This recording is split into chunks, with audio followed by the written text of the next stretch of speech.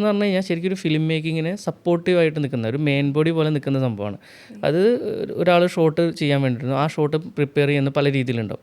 അപ്പോൾ budget oriented ആയിട്ട് ചിലപ്പോൾ ചെയ്യേണ്ടി വരും, അപ്പോൾ അതിന് VFX വരും. ചിലപ്പോൾ ചെയ്യാൻ പറ്റാത്ത സാധനം ചെയ്യുന്നത് ചെയ്യാം. അപ്പോൾ VFX സൂപ്പർവൈസർ എന്ത് ചെയ്യുക വെച്ചാൽ ആദ്യം പ്രീ പ്രൊഡക്ഷനിൽ തന്നെ സ്ക്രിപ്റ്റിൻ്റെ സമയത്ത് തന്നെ ഒരു ഷോട്ട് പ്ലാൻ ചെയ്യുമ്പോൾ എന്തൊക്കെയാണ് ആ ഷോട്ടിൽ ചെയ്യണം, എങ്ങനെ ഫിലിം മേക്ക് ചെയ്യാം എന്നുള്ളത്, ആ ഷോട്ട് എങ്ങനെ മേക്ക് ചെയ്യാം പ്രീ വിഷ്വലൈസേഷൻ അത് വേറൊരു പ്രോസസ്സാണ് തന്നെ.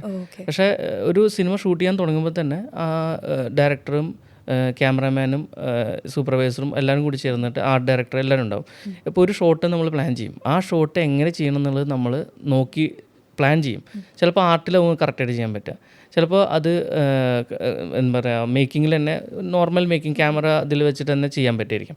അല്ലെങ്കിൽ അതൊന്നും ചെയ്യാൻ പറ്റാണ്ട് ഒരു ഓപ്ഷൻ വരുമ്പോൾ, അതായത് നോർമൽ ഇതിൽ ചെയ്യാൻ പറ്റില്ല, ചിലപ്പോൾ ബഡ്ജറ്റ് ഓറിയൻറ്റഡ് ആയിട്ട് ചെയ്യാം. അപ്പോൾ ഞങ്ങളൊരു കൊത്തപ്പള്ളിയിൽ വന്നൊരു മൂവി ചെയ്തിരുന്നു, അതിൽ ഏകദേശം 90s കാലഘട്ടമാണ്. അപ്പോൾ അന്ന് ടാറിട്ട റോഡുകൾ കുറവുള്ള സ്ഥലങ്ങളാണ് കാണിക്കേണ്ടതെന്ന് പറഞ്ഞത്.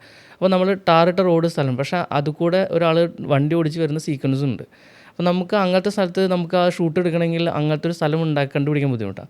അപ്പോൾ അവിടെ നമ്മൾ കോൾ എടുക്കുകയെന്ന് വെച്ചാൽ ആ ടാറിട്ട റോഡ് നമുക്ക് മൺപാതയാക്കാം. അപ്പോൾ അവിടെ മൺപാതയാക്കിയിട്ട് ഞങ്ങൾ VFXലാണ് മൺപാതയാക്കുക. പക്ഷേ ഈ മൺപാതയാക്കിയത് ഒരു പ്രേക്ഷകന് മനസ്സിലാവണമെന്നില്ല.